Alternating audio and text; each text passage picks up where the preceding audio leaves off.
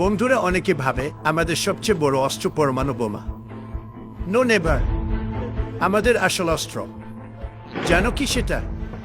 ওটা কোনো স্টিও ফাইটার না, কোনো মিসাইল না। আমাদের সবচেয়ে বড় অস্ত্র হচ্ছে সাদা কাগজ।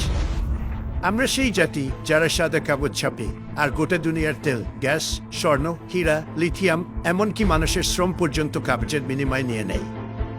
আর সেই সাদা কাগজের নাম ডলার। যেমন আমরা তোমাদের সাদা কাগজের ডলার জুড়িয়ে দিয়ে বছরের পর বছর পোশাক বানিয়ে নিচ্ছি।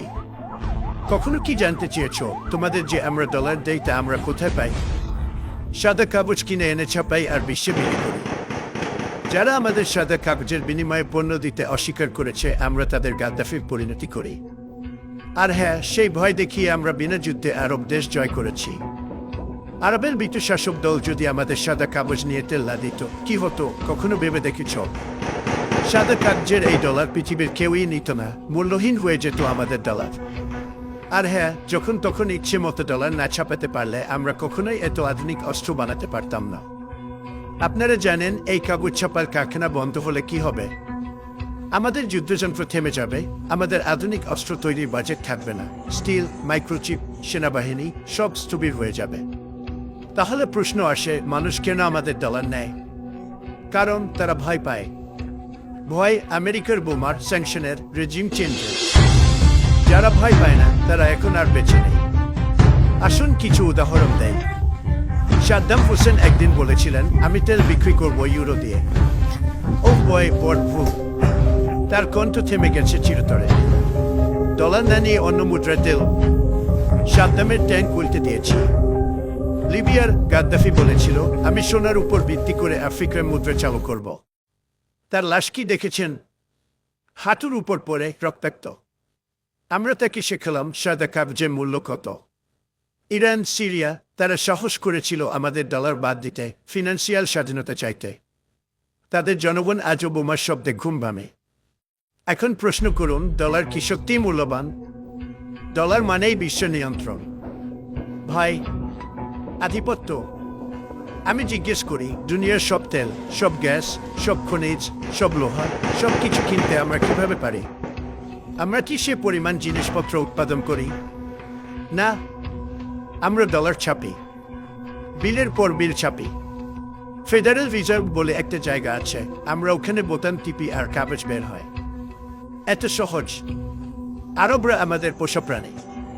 ওখানে কিছু মোটা মোটা বাদশাহ থাকে, সোনার টয়লেট ব্যবহার করে, হীরা বসানো গাড়ি চালায়। কিন্তু কি দিয়ে কেনে তারা এই বিলাসিতা? আমাদের ডলার দিয়ে।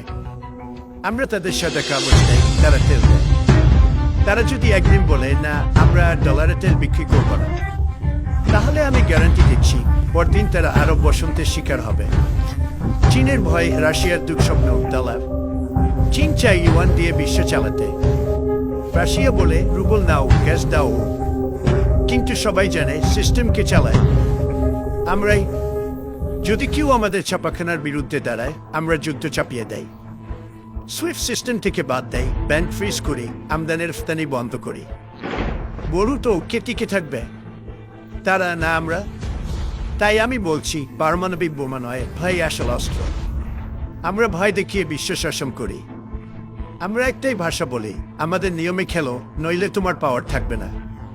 আমরা কি জাতিসংঘকে ভয় পাই? না। আমরা কি আন্তর্জাতিক আইন মানি? না।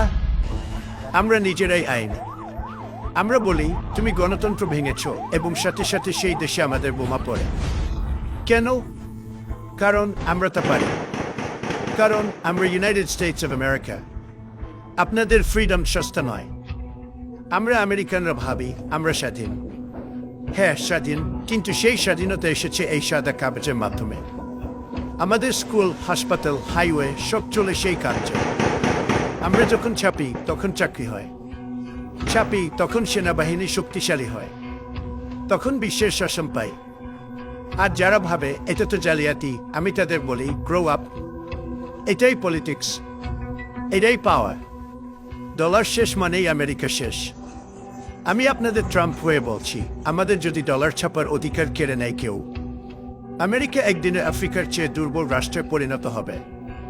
তখন থাকবে না অ্যাপল, থাকবে না টেসলা, থাকবে না ভেজন কিংবা সিআইএর খরচ, থাকবে না যুদ্ধ, থাকবে না শান্তি এনে দেওয়ার ভান। আমরাই হচ্ছি ওয়ার্ল্ডস গ্রেটেস্ট ইলিউশনিস্ট। আমরা সাদা কাগজকে সোনা বানিয়েছি। You don't need bombs to rule the world. You just need a printing press and the guts to use it. Thank you, God bless America, and God bless the dollar.